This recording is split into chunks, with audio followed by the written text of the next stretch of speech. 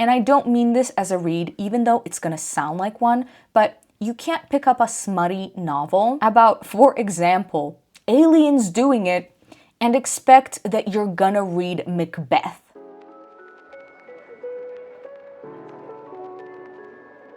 Hey, welcome to my video. If you're from my Instagram, I love you, and if you're not from my Instagram, love you all the same. Welcome to another video. Judging by the title, I guess you already know what we're going to talk about today, and it might be a little controversial yet brave, so let's just get right into it. So, if you are a person who reads for fun, I'm sure that you already know what BookTok and Bookstagram are, but let me just explain what this means to me in the context of today's video. So, reads that are featured on BookTok or Bookstagram are books that are very popular with users on TikTok and Instagram. So, why is this a big deal? Honestly, because a lot of books have started to be marketable now as seen on BookTok. And as somebody who reads a lot and wants to read fun things, I personally don't put that much value on if a book is critically acclaimed. I think that's lovely. Of course, I'm not diminishing that by any means, but if I want to read a book, I want to hear real reviews, and I also want to know what the girlies are saying about it, you know? So naturally, I'm going to check within my community on TikTok or Instagram.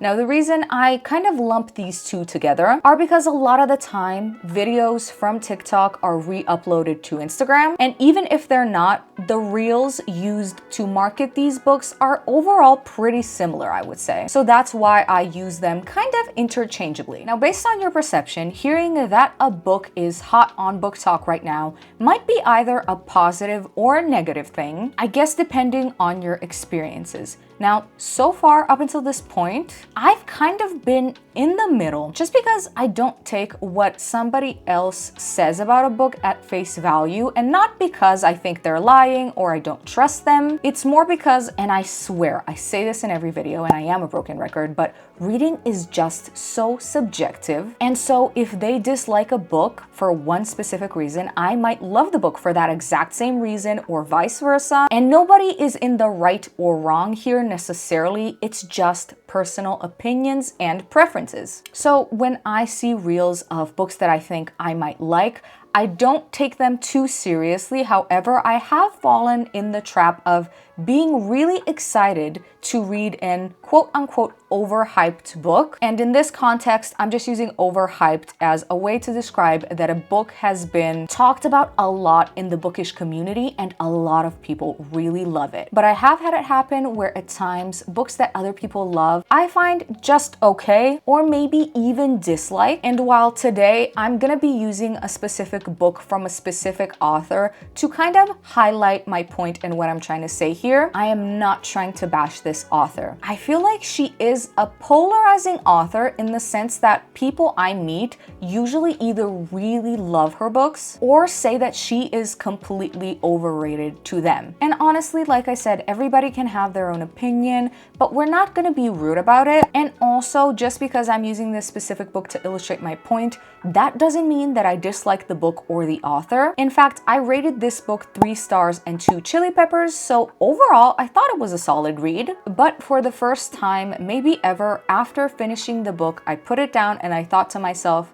okay, I kind of now see the point of people who have been trying to tell me that if they see a book and it's being advertised as super popular in the BookTok community, they don't really reach for it, and here's why. So, up until this point, I have personally not really heard of any objective arguments on why people feel that way, because the only thing that I've seen, heard, or read was mostly just like, oh, people on TikTok or on Instagram talk about this book a lot, and then you read it and it's just meh, so therefore it is overhyped. And you know what, to that, I mean, I say fair, but however, that is a personal take. And just because you read a book and you think that it's overhyped, that doesn't make that a fact. Do you get what I'm saying? And I mean that for everybody in general. I also realize that just because I read something and think, this is a little bit overhyped, that doesn't make that a fact. Because how can it be overhyped if I didn't like it, but a lot of other people really did? So whenever I've heard arguments about, oh, what is BookTok doing to the reading community, I've kind of mostly brushed it off because number one, and I still think this is the case, I feel like people are holding certain genres to a very high standard, and I'm not quite sure as to why the reason is. If you have a theory, comment it down below. I would love to talk about it. But romance and smutty novels specifically, that's mostly the genre that I've been reading, is in my opinion being held to a very high standard. And I don't mean this as a read, even though it's gonna sound like one, but you can't pick up a smutty novel about, for example, aliens doing it and expect that you're gonna read Macbeth. You know what I'm saying? And so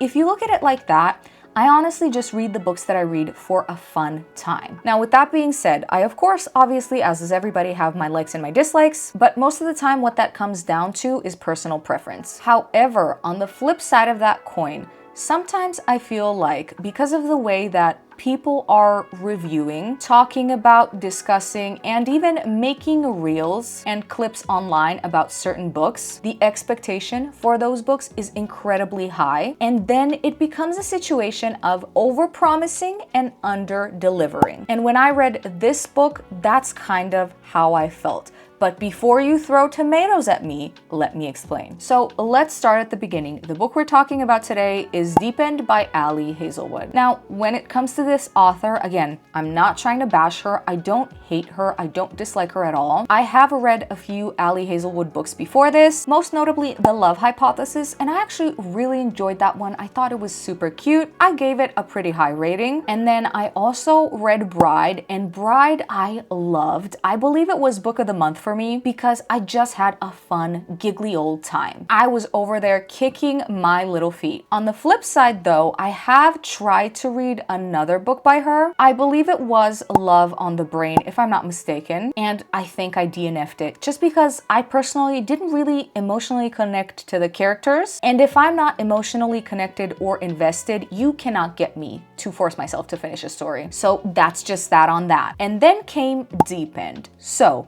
the reason why I decided I badly wanted to read this book ultimately was honestly because of how people were reviewing it on social media. Now, while I would like to think of myself as somebody who takes reviews with a grain of salt, I also feel like if I see enough glowing reviews, I'm still gonna read the book. And I also have a few creators who I follow who I normally agree with when it comes to their preferences and sort of their ratings. So then if they recommend a book, I'm like, oh, for sure they liked it. I know I'm probably gonna like it too. So when it comes to Deep End, I didn't really have it on my TBR per se, just because I have a lot of reading to catch up on and I have so many books that I have put on my TBR and that have been sitting there for so long. Like this video if you relate, by the way. So I wanted to get through those first, but then I kept seeing so many good reviews pour in, and I've seen this book being talked about so much, and honestly, as we speak, it's still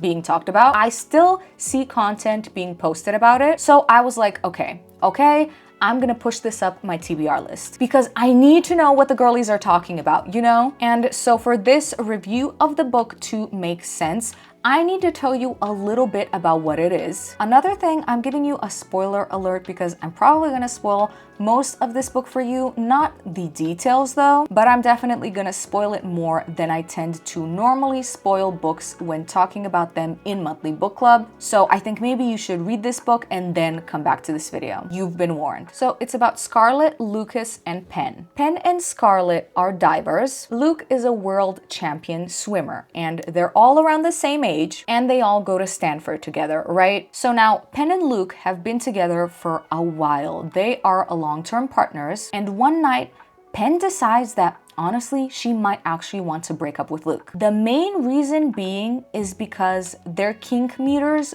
don't really match up. Apparently, he's very into BDSM and she's just vanilla. That's how that's illustrated as, okay? Now, I will say in her defense, she does have a few other reasons as to why she wants to break up with him. For example, they've been together for so long and she just wants to see what it's like to date other people. So she does break up with him, and then she tells Scarlett that, hey, you know what? Actually, you're kinky, Luke is kinky. Maybe the two of you should have a no strings attached relationship together where you just sort of sleep together for fun. And this again is Penn's idea.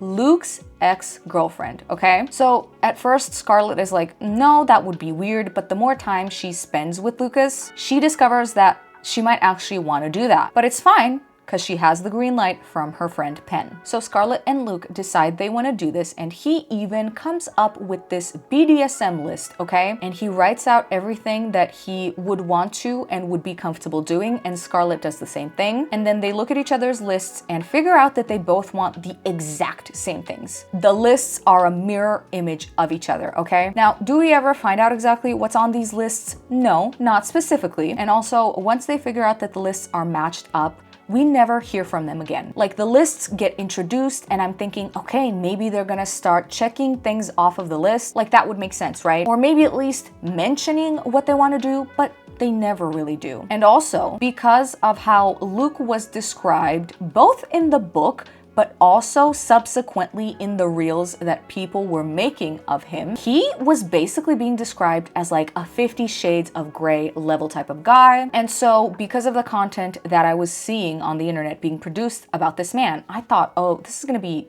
really kinky, right? But honestly, it really wasn't. Like, I wouldn't say that the smutty scenes that I have read about in this book are vanilla. They are mildly kinky, but not too much, honestly, because the most of what they do is kind of like edging, spanking, and they are rough.